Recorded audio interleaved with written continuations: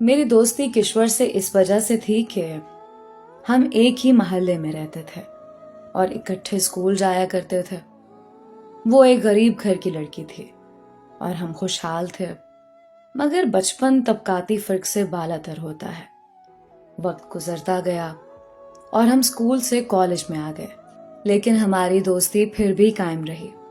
वो ऊंचे ख्यालात रखती थी, हमेशा ऐसे ख्वाब देखती जो कभी पूरे नहीं हो सकते थे, फिर भी वो ख्वाब देखे जाती। अम्मी मेरा किसी के घर जाना पसंद नहीं करती थी और किश्वर की माँ उसे सहेलियों के घर जाने से नहीं रोकती थी, तभी वो ज्यादा वक्त मेरे घर में गुजारती थी। एफए के बाद किश्वर ने कॉलेज जाना बंद कर दिया था। ये उसकी मजबूरी थी। उसके वालिदैन के पास बेटी को तालीम दिलवाने के लिए रकम नहीं थी। मुझे अकेले कॉलेज जाने की आदत नहीं थी, लेकिन अब अकेली जाती थी। उसके बगैर कॉलेज में दिल नहीं लगता था। कॉलेज से आने के बाद अम्मी से इजाजत लेकर किश्वर के घर चली जाती। माँ मुझे मना ना करती, क्योंकि उन दिनों मेरी सहेली बहुत अफसुर्दा रहा करती थी। कॉलेज छूट गया था और अब उसके वालिदैन उसकी शादी करने का सोच रहे थे, वो भी एक ऐसे लड़के से जो 8वीं पास भी ना था और ना ही खूबसूरत था, जबकि किश्वर का ख्वाब आला तालीम याफ्ता और खूबसूरत नौजवान था, जैसे कि हर लड़की का ख्वाब होता है, और उसे भी ये ख्वाब देखने का हक था। जिस लड़के से उसके वालिद शादी करना चाहते थे वो उसकी फूफी का बेटा था। अरसलान पस्त सोच का निकम्मा सा लड़का था। मामला ये था कि उसकी मंगनी बहुत छोटी उम्र में किश्वर से कर दी गई थी, लेकिन जब उसने 8वीं में स्कूल को खैरबाद कह दिया तो किश्वर की माँ सोच में पड़ गई। उसने नंद से कहा, तुम्हारा लड़का कम से कम मैट्रिक तो कर ले, इस 7वीं पास को कौन नौकरी देगा। जब अरसलान को पता चला कि मुमानी ने ऐसा कहा है तो उसने खानदान भर में कहना शुरू कर दिया कि मामू सलीम ने किश्वर की शादी मुझसे ना की तो मैं उसकी शादी किसी और से भी ना होने दूंगा, बल्कि उसके और अपने घरों को आग लगा दूंगा। उसकी धमकियों से किश्वर के वालिद घबरा गए, और उनकी और लड़कियां भी थीं बगैर जहेज के, जिनकी शादियां अच्छे घरानों में नहीं हो सकती थीं। उन्हीं दिनों हमारे पड़ोस में हमारे रिश्तेदार आ गए। उनका लड़का वकार इंजीनियर बन रहा था। उसे सिवाय अपनी पढ़ाई के किसी से सरोकार न था। किश्वर ने जब वकार को देखा तो बोली, सूबिया, काश मेरी शादी तुम्हारे इस कजन से हो सकती। मैंने जवाब दिया कि तुम्हारा मंगेतर तो कसम खा चुका है कि अगर उसकी शादी तुमसे ना हो सकी तो वो सारे मोहल्ले के घरों को आग लगा देगा। वकार मुझे भी अच्छा लगा। ये अजीब बात थी कि हम दोनों को एक ही लड़का पसंद आया था।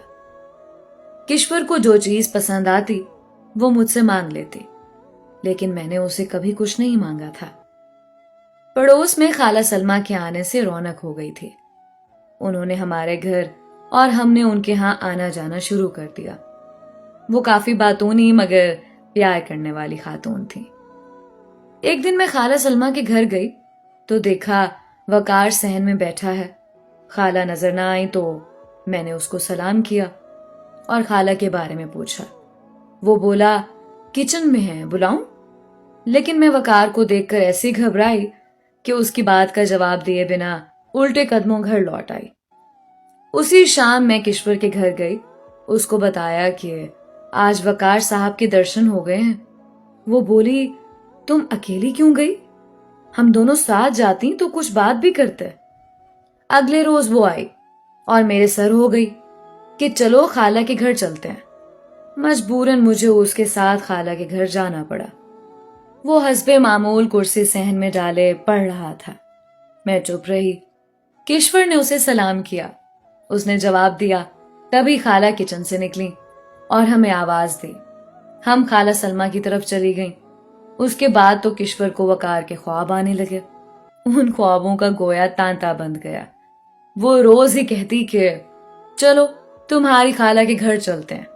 मैं उसे समझाती कि रोज रोज जाना ठीक नहीं, बार बार जाने से وہ کیا سمجھ بیٹھے؟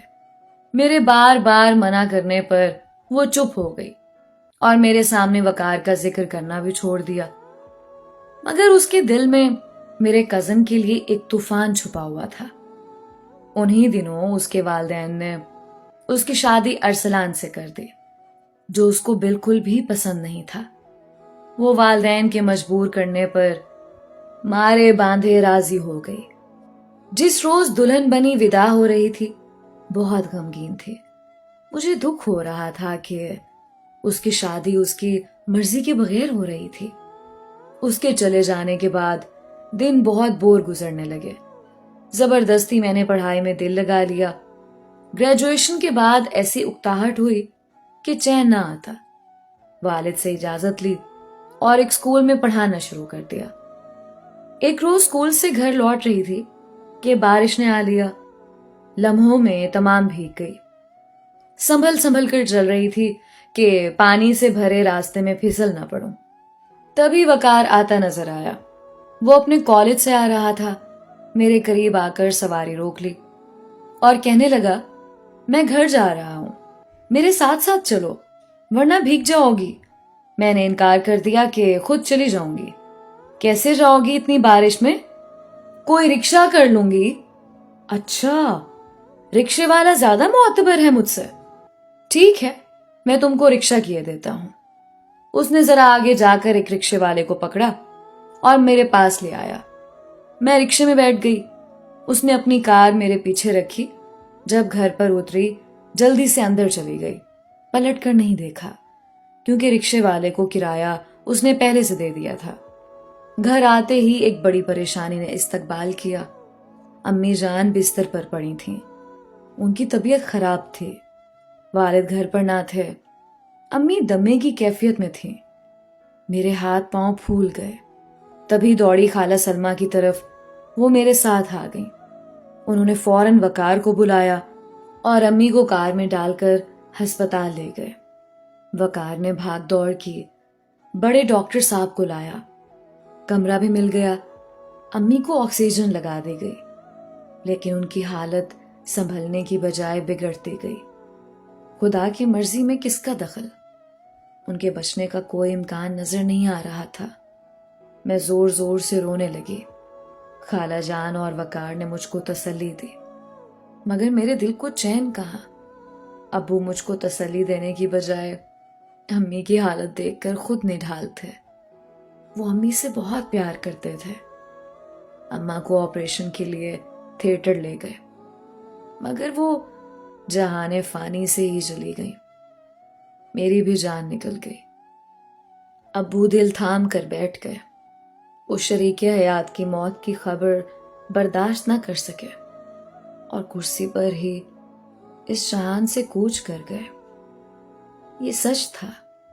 ایسی محبت اور ذہنی ہم آہنگی میاں بیوی کے درمیان کم ہی دیکھنے کو ملتی ہے۔ سب ان کے ایک ساتھ اس دنیا سے چلے جانے پر حیران تھے، اور میری حالت کا کون اندازہ کر سکتا ہے، جس کے ماں باپ ایک ساتھ دنیا سے رخصت ہو گئے ہوں۔ ان کے اکٹھے جنازے جاتے دیکھ کر میں خود بھی اسی لمحے مر جانا چاہتی تھی۔ چند دن تو رشتہ دار میرے ساتھ رہے، پھر ایک ایک کر کے سبھی رخصت ہو گئے۔ صرف سلمہ خالہ رہ گئیں۔ وہ مجھے اپنے گھر لے گئیں، مگر مجھے وہاں چین نہ ملا۔ میں نے کہا، خالہ مجھے اپنے گھر پر رہنا ہے۔ خالہ نے مستری کو بلوایا اور اپنے اور ہمارے گھر کے بیچ اٹھی دیوار میں ایک در لگوا دیا، تاکہ وہ اپنے گھر میں گھریلو فرائض انجام دیں، اور در کھلا رہنے سے میں بھی اپنے گھر میں خود کو اکیلا محسوس نہ کروں۔ وہ لمحہ لمحہ میری خبر رکھتی تھی۔ ماموں اور ممانی کراچی سے آئے تو کہا کہ ہمارے ساتھ چلو۔ میں نے انکار کر دیا کہ میں کسی صورت والدین کا گھر چھوڑ کر نہیں جاؤں گی۔ تبھی ماموں ممانی اور خالہ سلمہ نے فیصلہ کیا کہ میری شادی وقار سے کر دیں، تاکہ میں زندگی بھر اپنے ہی گھر سکون سے رہ سکوں۔ وقار ابھی شادی نہ کرنا چاہتا تھا۔ اس کی تعلیم کا آخری سال تھا، لیکن والدین کی وفات